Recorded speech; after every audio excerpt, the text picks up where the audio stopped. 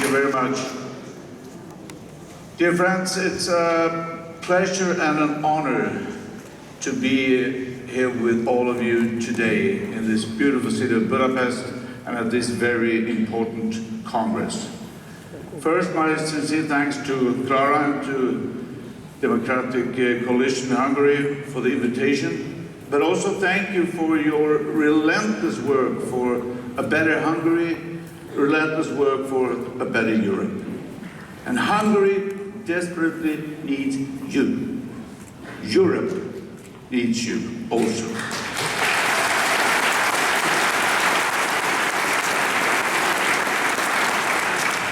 Dear friends, we gather today in a moment that demands determination, perseverance, courage. The challenges that we face exceed the comfort of easy answers. But giving up is nothing for us. It's not an option for us. We believe that tomorrow can be better than today. And remember the words of Robert F. Kennedy, and that is the Robert F. Kennedy that we like. He once said, "The future is not a gift, it's an achievement. Every generation makes its own future, and this is the essential challenge of the present." End of quote. And dear friends, the future is today. We have no time to waste because citizens feel the weight of uncertainty. It's economic anxiety, geopolitical tension, and the frustration with institutions that seem slow to respond. So acknowledging this discomfort, that is the beginning of responsibility. And responsibility starts with us. It starts with our moral convictions and political courage.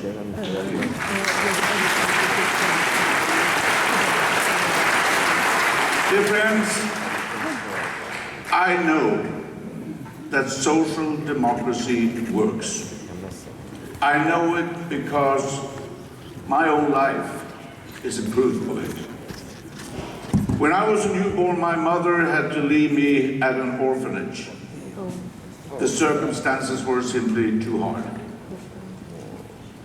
It is difficult to imagine the pain of that decision. But she made it trusting that society would give her child a better life than she herself had been able to offer. And as a small boy, I was taken in by those who would become my parents. And they gave me what every child deserves: love, care, security. Why do I tell you this? I tell you this because without knowing it, a seed was planted. A belief in community, in solidarity, in the equal worth of every human being, a belief that shaped me into a social democrat.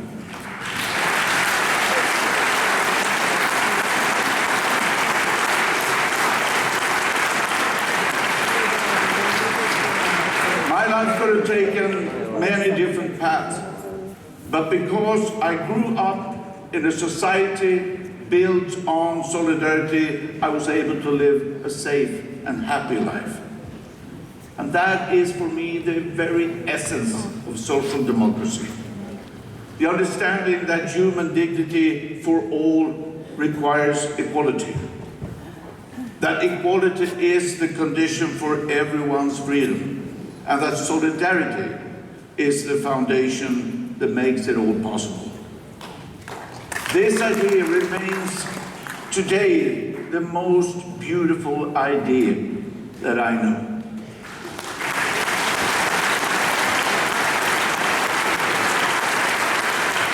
And therefore, this is also the idea that can help us turn the page on the dark chapters that we are actually witnessing today, in Hungary, in Europe, and in the world. Because with equality at the heart of everything, we can build better societies.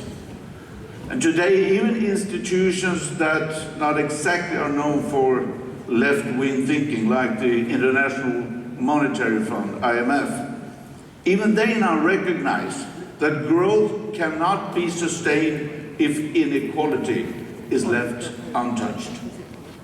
Equality is the essential to economic strength. It is essential to social cohesion, and social democracy understood this from the very beginning. And with that, we spoke to the hearts and lives of millions, including my own. It is time to do this again.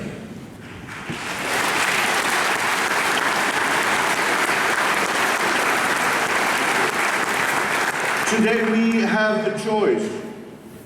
We live in a world where turmoil is not accidental, it is actually engineered. We are living in a time when regressive political forces from Orban to Trump and other far-right figures are organizing around a new international reactionary movement with a vision that puts us all at risk. They do not believe in democracy and people's willingness to choose and decide their future, and that is why they erode the rule of law and the independence of institutions. They do not believe in climate change, and that is why they attack climate laws and the green transition. They do not believe in informed citizens who can think for themselves, and that is why they intimidate journalists and censor dissent. And they do not believe in workers. That is why they weaken trade unions and collective bargaining. And when it comes to peace, and I'm really sorry to say this, but it has to be said, this new international reactionary movement is not acting for peace. No matter how often, how loudly they claim they are, but their action stands in blatant contradictions to their own words. If they truly stood for peace, why are they silent about the thousands and thousands of women and children and men that are dying day after day as a result of Russia's war against Ukraine?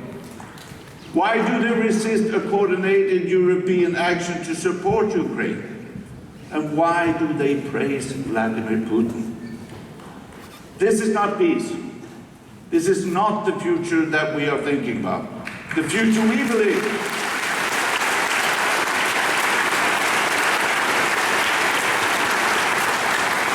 The future that we believe in is based on international law and multilateralism. That's the only path to lasting and sustainable peace. Now, for many people, perhaps international law and multilateralism may sound like complex ideas, but their meaning is rather simple. International law is about rules that protect every nation, so the power does not decide everything, and the strong cannot simply impose their will on the weak. Multilateralism means something equally simple. It means being at the same table, talking to one another, understanding one another, and solving problems together instead of only acting alone. And without these two principles, my dear friends, without these two principles, what remains is the law of the jungle. Everyone against everyone, the strongest against the weakest. And this damages all of us. So unfortunately, what we see today is rapidly becoming that mindset. A mindset that actually have abandoned faith in humanity's future. A mindset that only sees its own interests. And that is the mindset of Trump and his entourage. The recent US military intervention in Venezuela, the territorial ambition in Greenland, is nothing less than a complete attack on order, peace, and coexistence. And this is, of course, raising concerns about among European allies and our sovereignty. Now let us be clear about Greenland. Greenland is not a bargaining chip.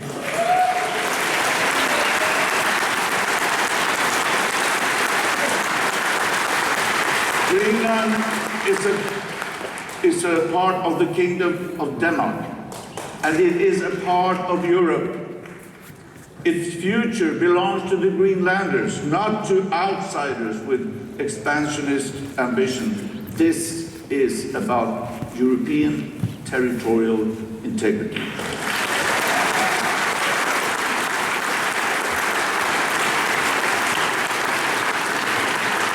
So the question is, where was Orban in defense of our territorial integrity? Perhaps inviting Trump to campaign here in Hungary, the very same friend who is threatening our sovereignty.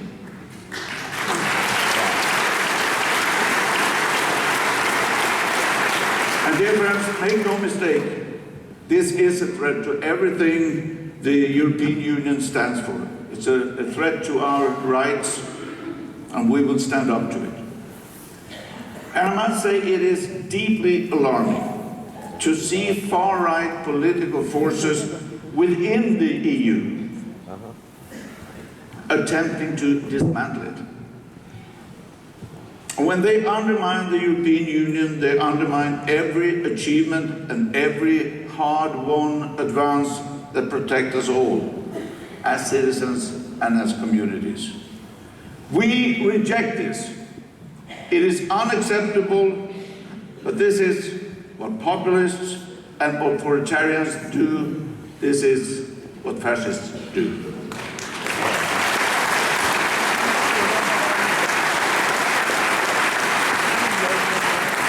So they claim to be peacemakers. They claim to speak for us, but all they do is protect their own interests. They undermine democracy, they pit citizens against each other, chip away the rule of law, and sabotage multilateralism. Why? Because they do not believe in a common world. They reject the idea of a common world. An idea that is rooted in facts. The fact that humanity faces shared challenges. Our fates are interconnected, and global development is not an act of charity, but a prerequisite for our very survival. And this idea is incompatible with their selfish, transactional, and zero-sum approach to international relations. So we must confront their vision. And we stand up for the one world idea put forward of the greatest post-war thinkers from Willy Brandt to Olof Palme. We know that this is a win-win idea. When we lift one, we lift all. History has taught us also that common world built on rules and institutions is the only way humanity survives.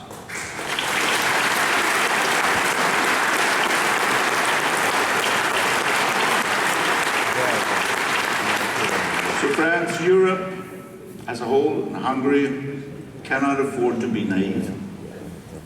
Defending democracy is essential, but defense alone is not enough.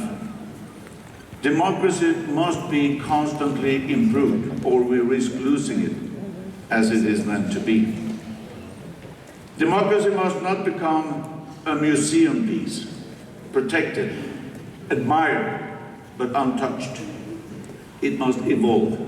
It must expand the capacity of citizens to shape the world around them. Improving democracy, that means making participation meaningful. It means transparency. It means institutions that listen before they legislate. And citizens need to be rooted in their democracy, not merely as spectators, but rather as co-authors. And as Social Democrats, we have a responsibility to improve democracy.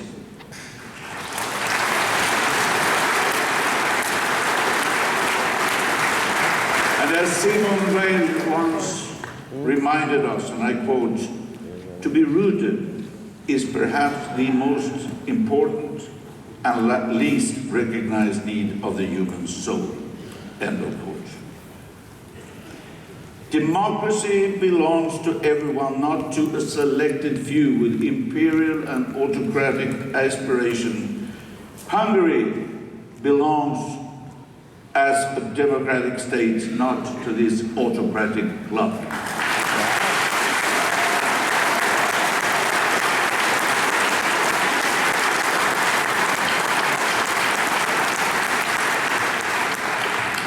The most transformative societies are built by us, we the people, through civic responsibility, social innovation, and collective imagination. The future of democracy will not be engineered in committee rooms alone. It will be shaped in schools, community centers, neighborhood associations, cooperatives, digital public spaces, trade unions, SMEs, municipalities, and citizen assemblies. That's democracy. In Hungary, one person has a grip of many of these key institutions. Many pillars of a society, such as universities, the judiciary, and the media, are constantly under attack or undermined from within by Fidesz. Now we believe that the citizens will when they become positive actors of change, hope restores, trust begins to regenerate, and social cohesion acquires new foundations. And ultimately, our promise, the social democratic promise of cohesive society, becomes tangible. And that is why, dear friend, it's absolutely crucial to have DK, Hungary, social democracy, and progressives elected in parliament.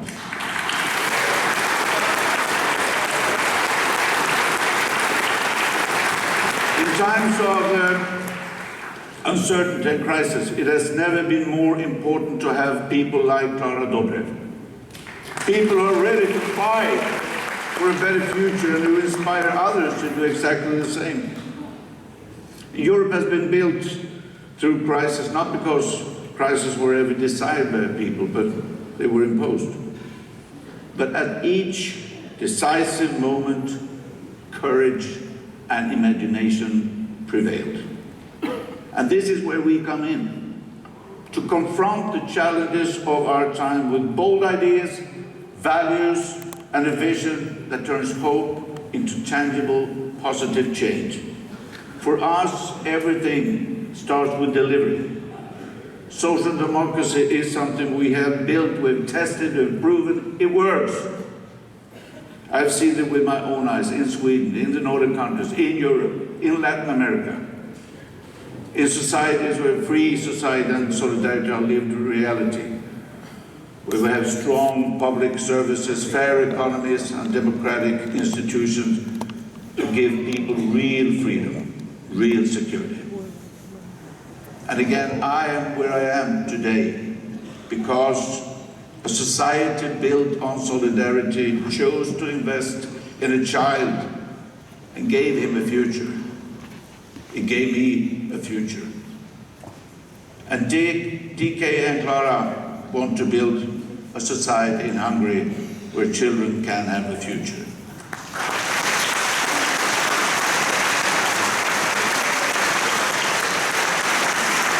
Today we face another decisive moment, a moment in which we must renew our democracies, empower citizens, and above all, trust them as protagonists. We need protagonists equipped to confront concentrated power, to fight corruption, and challenge crony capitalism, the economy of friends and favors. And once citizens genuinely experience power, they do not surrender it. They do not trade it for fear.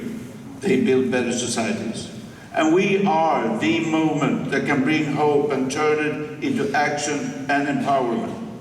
And in just a few weeks, Hungarian citizens will have another chance to confront and defeat one of the main agents of corruption and democratic disruption in Europe. These elections will be crucial. Crucial for the daily lives of Hungarians, for their cost of living, their access to affordable housing, their health care, their education, for the dignity and security that allow people to plan their lives and fulfill their aspirations. But it is also a crucial election for Europe's cohesion and unity. I believe that Hungary has the chance to now mark a turning point for our continent, a moment of positive democratic renewal.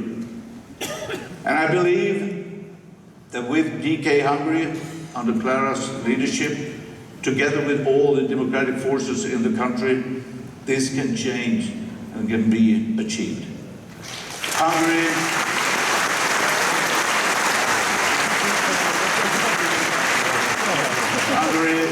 Hungary is not just Orban. It's a beautiful country with a proud history of standing up for democracy and fundamental rights. A country that chose to join the European Union because it knew it belonged among democracies. So citizens have a clear choice.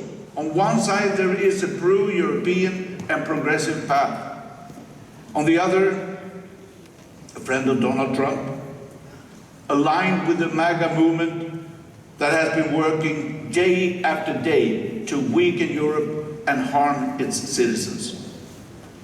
The choice is simple: a political movement that fights for progress, for people's well-being, for a fair cost of living, or someone whose actions cost Hungary billions of euros in EU funds, frozen because democracy and the rule of law are systematically undermined. EU funds that could be used to improve everyone's lives. Friends, voting for pro-European progressives on the left has never been more important. Without strong progressive forces in Parliament, everything we've spoken about today is put at serious risk. My message is clear. You can count on DK Hungary. It's a force that stands for Europe and democracy, that puts citizens' well-being at its core, and remains a resolute supporter of Ukraine.